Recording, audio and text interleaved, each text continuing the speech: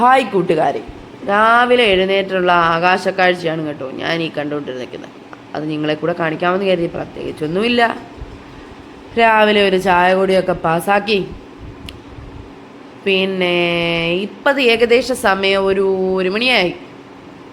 1 മണിയായപ്പോഴേ ഞങ്ങൾ ഇന്ന് പഴകുളം വരെ പോകുകയാണ് കൂട്ടുകാരെ. പഴകുളം ഇന്നൊരു മിനി ബ്ലോഗാണ് കേട്ടോ. നമ്മളാണെങ്കിൽ ഒരു പ്യൂബർട്ടി സെറിമണിക്ക് പോവുകയാണേ. വയസ്സറിയിക്കൽ ചടങ്ങാണ്. എൻ്റെ കൊച്ചത്താടെ മോളാണ് കേട്ടോ വയസ്സറിയിച്ചത്. അപ്പോൾ നമ്മൾ ഇന്ന് അതിൻ്റെ ഫംഗ്ഷന് വേണ്ടി പോവുകയാണേ.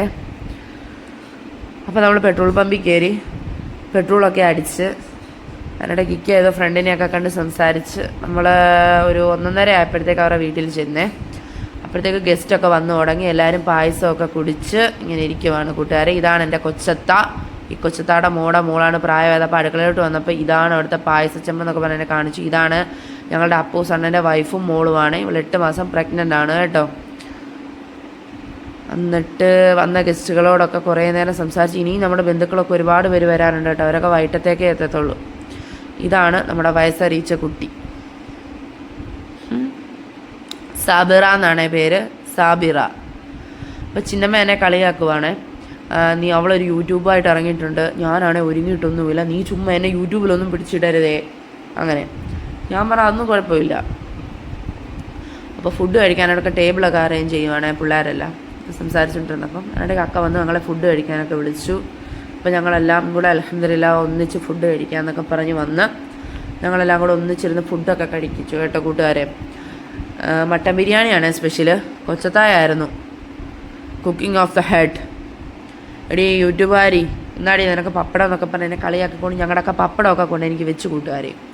അങ്ങനെ ഞാൻ പപ്പടവും കൂട്ടി നമ്മുടെ മട്ടൻ ബിരിയാണിയൊക്കെ കഴിച്ച് അങ്ങനെ കുറേ നേരം അവിടെ നിന്ന് അങ്ങനെ നമ്മളെ കുറച്ച് ബന്ധുക്കളൊക്കെ വന്നു. അവരോടൊക്കെ സംസാരിച്ചുകൊണ്ട് അപ്പം ഞങ്ങൾ അങ്ങോട്ട് പോവാമെന്ന് പറയാനായിട്ട് ഞാൻ ചെന്നപ്പോൾ വീണ്ടും നമ്മുടെ കൊച്ചത്തായും ചിന്നമ്മായും വമ്പം പാചകത്തിലൊക്കെ നടക്കുക.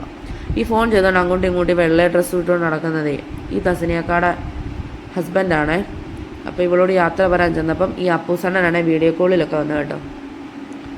നീ ചുമ്മാ എന്നെ പിടിച്ച് യൂട്യൂബിലൊന്നും വിട്ടേക്കല്ലേ എന്നൊക്കെ എന്നോട് പറഞ്ഞു. ഞാൻ പറഞ്ഞു നീ പറഞ്ഞ സ്ഥിതിക്ക് എൻ്റെ പൊന്നെണ്ണ ഞാൻ എന്തായാലും അണ്ണനെ ഇടുമെന്ന് പറഞ്ഞിട്ട് അതൊക്കെ പിടിച്ച്. ഇതാണ് ഞങ്ങളുടെ അപ്പിയും മരുമോളാണ് ഒളിച്ച് നിൽക്കുക, എന്നെ പിടിച്ച് യൂട്യൂബിൽ ഇടുമോയെന്നും പറഞ്ഞു. ഞാൻ പറഞ്ഞു എന്തായാലും സത്യമായിട്ട് നിന്നെ ഞാൻ ഇടുമെന്നും പറഞ്ഞുകൊണ്ട്. ഇതും എൻ്റെ ഒരു അപ്പിയാണ്, അത്താടെ 2ാമത്തെ പെങ്ങളാണ് അത്. ഇത് ഷുഹൈബിൻ്റെ വൈഫാണ് ആ മുമ്പ് ഒളിച്ച് നിന്നത്. അവൻ എന്നെ കളിയാക്കിക്കൊണ്ടിരിക്കുക യൂട്യൂബിൻ്റെ പേരും പറഞ്ഞുകൊണ്ട്.